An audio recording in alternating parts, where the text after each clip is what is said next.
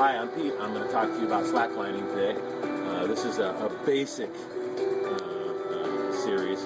We're just going to cover what it takes, the real fundamentals, what it takes to get on the line and move on the line a little bit, and then we'll talk about some other exercises after that. But we're not going to do anything advanced here, just about the basics of slacklining. The first thing about slackline, perhaps the most important thing, is that when you slackline, when we walk on the ground, we use our toes. We fall across our toes. We focus our weight on our toes. Just in general, our attention and everything is on our toes. And that doesn't work on a slackline. The end of your foot has much less strength than your heel does. And so in slacklining, in order to control the line, we build a stack, starting on our heels and going up with the hips forward. It's really important. And the shoulders slightly back or directly upright. But the most important thing is that the hips are forward so that the weight's coming down over the heels. The next most important thing is that you don't want any momentum when you get on the line. The spot you're aiming for is just literally a little 1-inch cube like right here.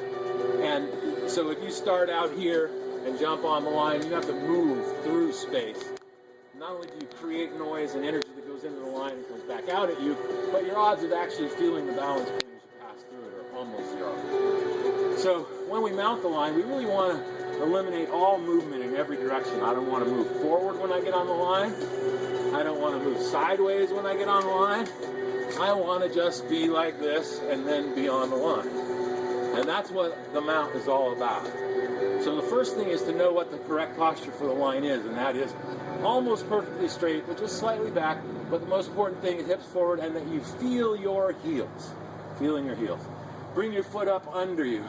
Now I said we're going to be on our heels all the time, but when we're mounting like this, we're not actually using this foot. It's only pulled in place. And we need it directly under us to be able to push straight down and go straight up.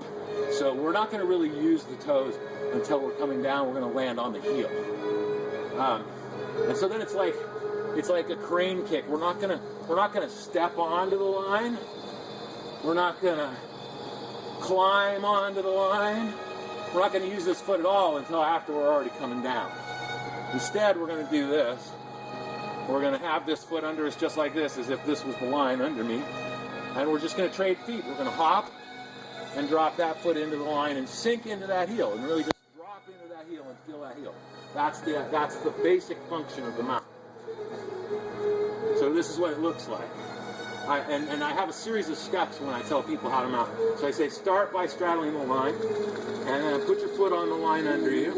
Now note that having done that, I'm no longer over the line. My middle is now over here next to the line. So I need to bring my hips over because that couple of inches really does make a big difference. The middle of my weight needs to be on top of the line in order for me to push straight down, and that is the key. I need to be pushing straight down and going straight up. So now, my feet are under me directly. I have my hips forward. I'm in the posture that I'm going to be on the line. My arms are already up because if I move them up there after I get up there, it's going to create noise. Every movement creates noise. So then when I mount now, it's like a string lifting my head. I'm just going to pop straight up.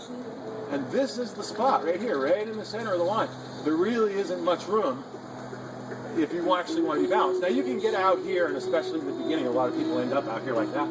But that's not where you want to be. The actual place you want to be is right on top of the line, right in that little square, perfectly setting on top of the line.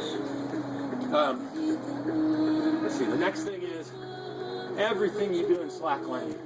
From the minute you jump onto the line, okay, to every step you take, every movement you make on a slackline, you're always you're never jumping. You're always being thrown and being caught. Now the exception is the jump off the ground because you're on ground and you have to jump off the ground. But all the rest of the time, you're not jumping. You're putting energy into the line, you're letting the line lift you up, and when you're weightless, that's when you do something. Whether it's to take a step and drop into your next heel, or whether it's a lemur leap, or whether you're jibbing down the line, whatever you're doing. Those always happen basically when you're weightless. So you never want to try and push against the line. You never do like this against the line. Basically, instead, what you do is you push down into the line, give it a bounce, and then as you fly up, you just steer with your toes and get thrown. That's a more advanced thing, but it gives you a general drift because, as I said, even for walking, we can't walk. Walking we do by falling across our toes, and that makes us unstable. So when we're on a slack line, we always have to be hopping, basically. And so we hop and drop into the front foot. That's basically what we're doing. I'm exaggerating a little bit, but that's essentially the energy. And that always allows us to be lifting up, dropping into the heel.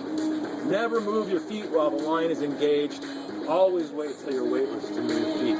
And that means always be in time with the line and always be modulating the energy in and out of the line. Okay, what else?